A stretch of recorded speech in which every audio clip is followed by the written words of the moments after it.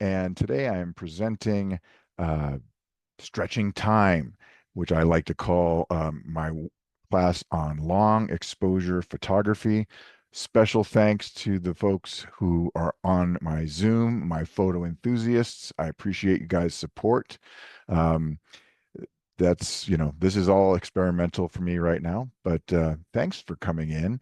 I appreciate it. I'm also trying to monitor, make sure that we are streaming out to Substack, which we appear to be doing. So that's good too. And so if you're joining on Substack, hello, good afternoon, happy Saturday. It's good to be here.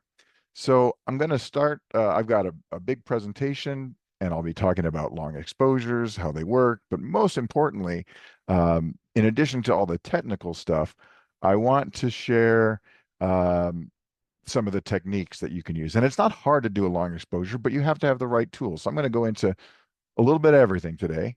So sit back and enjoy. And if you got questions, my Zoom people, just type them in the Zoom chat. I can monitor that as well. And let me start off by sharing my screen. And hopefully you've got that now. All right. Can everybody see my screen? Yay, I think it's coming up. Excellent. Well, once again, thanks for joining in today. I'm Jason Odell, and this is Stretching Time, the art of long exposure photography. And it is something that I started doing quite some time ago, and I really enjoy it. I think long exposures, once you know what you're doing, you can have a lot of fun with your photography when you're doing this. So um, I hope you find this class to be informative today. So let's start with just some talking about moments in time because that's what photography is all about. It's capturing a moment. So any photograph is going to be a moment in time, a sliver of time. You know, you let light into your camera for a brief instant and it records. The time or temporal component of photography is something that historically we try to get shorter and shorter. Short exposure photography is the historical trend through time. I want to go back in time and talk about some other things.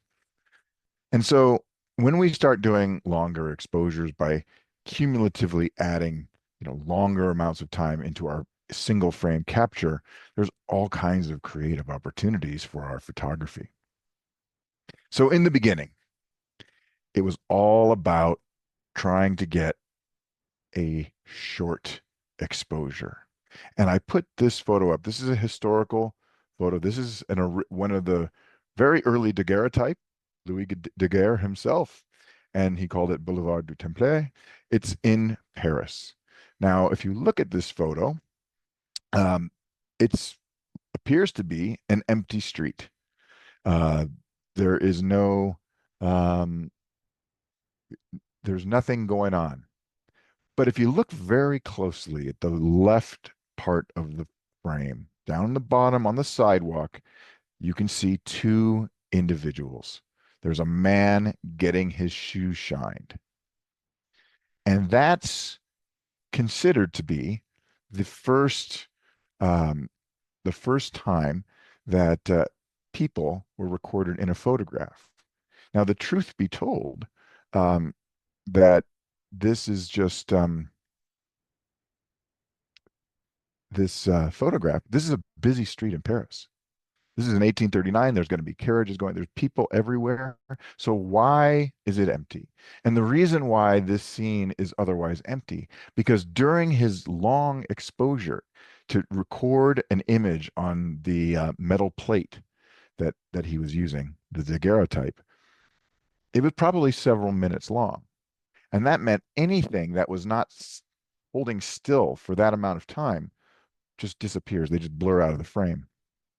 That individual getting his shoe shined and the guy shining his shoes were the only animate objects in this scene that stood still long enough to get captured in the shot.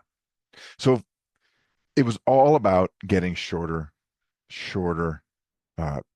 uh, exposure times because people don't want to stand still for 3 to 5 minutes to get their picture taken. So throughout history, most of the technological advances in photography were intended to reduce exposure times by increasing the sensitivity of the recording medium, the film, the digital sensor, whatever it might have been. So let's talk about photographic recording media over time. In the earliest days of photography, it was wet plate, glass plates, metal plates, whatever.